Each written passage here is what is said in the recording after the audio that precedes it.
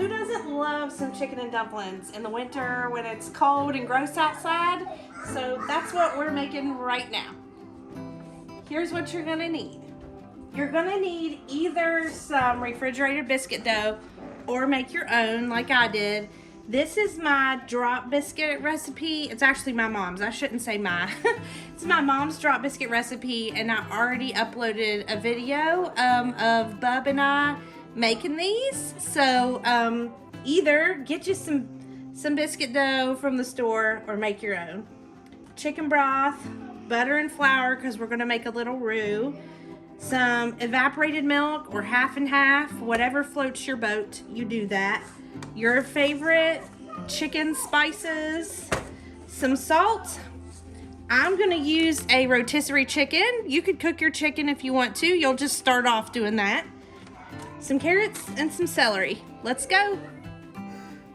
Let's get started by melting the stick of butter. Yes, that's a whole stick of butter. And no, I never said this was going to be health food. There ain't nothing health food about this dinner. Why does everything we cook for dinner have a stick of butter? Because butter is one of the major food groups, and you married a woman from the South. Makes sense. While that butter's melting, I just want to tell y'all that I just really appreciate all the comments we've been getting lately. We've had a real uptick in the amount of comments, and I totally appreciate it. I'm not an expert in literally anything, but your guys' comments always help me. You help me think of new ways to do things or new things to try, and I really appreciate it and just wanted to say thank you. Add a few stalks of diced up celery and let that saute.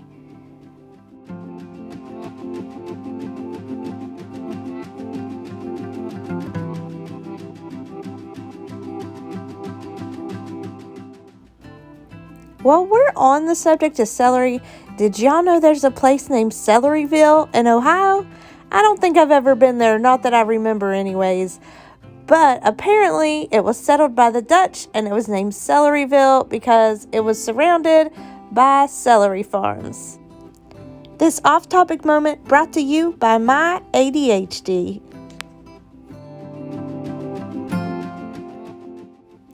Now we're going to add in a few carrots. In case you were wondering, no, I couldn't find a Carrotville. But I did find Carrot Island, and oh my goodness, you have to look at the pictures. Apparently, this is where some of the wild horses live. There's all kinds of beautiful pictures on Google Maps and lots of beautiful flower pictures. I have a new place I want to go, so I did save this one to my places I want to go. Maybe I'll make it there someday, hopefully sooner than later. Listen, I realize this might look like a ton to some of y'all, but you've got to remember, I've got 3 kids, and I was making some to take over to my parents, so I'm cooking for 7 people. You'll want to, maybe cut this in half if your family is not quite so big. Time to add some salt. Add as much as your family likes.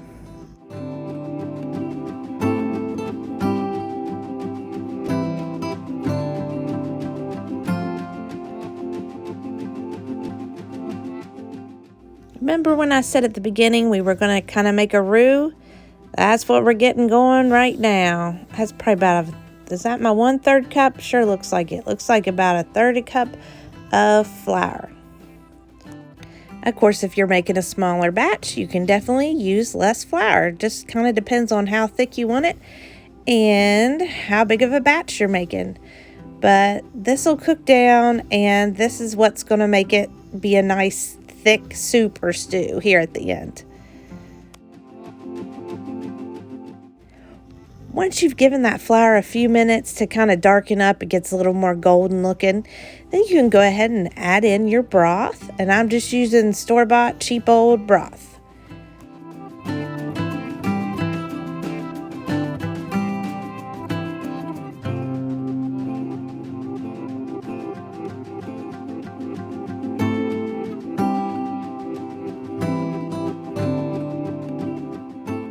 Now I'm adding in my favorite poultry seasoning. You can use whatever you want. Just don't let this just be plain, you know?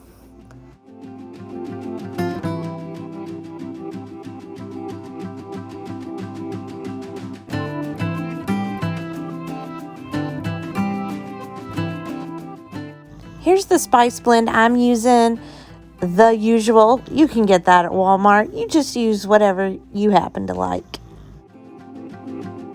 All right, y'all. It's time for the star of the show, the rotisserie chicken Dustin so graciously cut up for me. Look at that beauty. This is the point at which I looked at that and said, you know what? I am going to use that second container of broth. Here she goes. All right, it's time to make this creamy. Get out your evaporated milk, open up those cans, and start pouring them in. This is the good stuff. I used evaporated milk because that's what I had. You can use half and half. You can use heavy cream. You can use plain milk. It's up to you. It's your dinner. You do you, boo.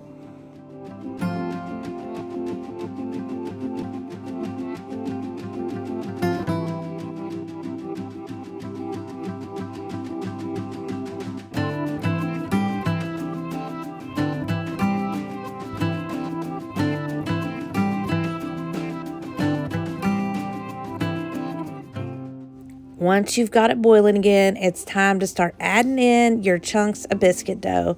I made mine probably about the size of a ping pong ball because they will expand once they're inside there.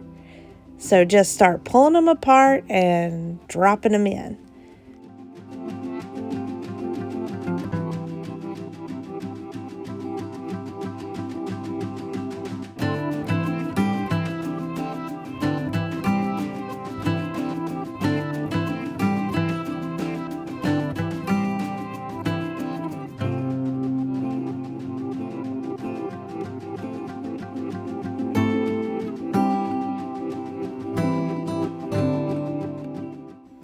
Once you get all the dumplings in the pot, cover it up with the lid and give it about 15 or 20 minutes for them to cook.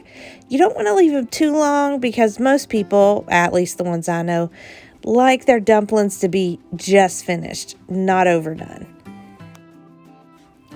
Try to leave them alone, but it's hard. I know, I like to peek too. If you're worried about it, you can always take one out, split it open with a fork, and check it out and see if it's the consistency that you and your family like. Congrats! You did it! We made it to the end. Doesn't it look delicious? Time to eat. Look at that. Would you just look at that? I even added parsley on top to look extra fancy for y'all. I hope you appreciate it. If no one else did, at least my dad did. He told me he liked it. Look, see? Here's my proof that somebody likes my cooking. Thanks for watching, guys. Hope it helps. Bye.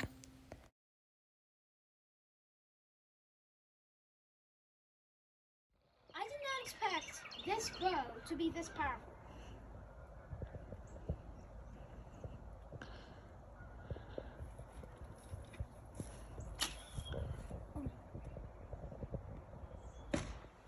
Where'd it go? It got on top of it. Oh no. Okay, we got to figure out how to get it off now.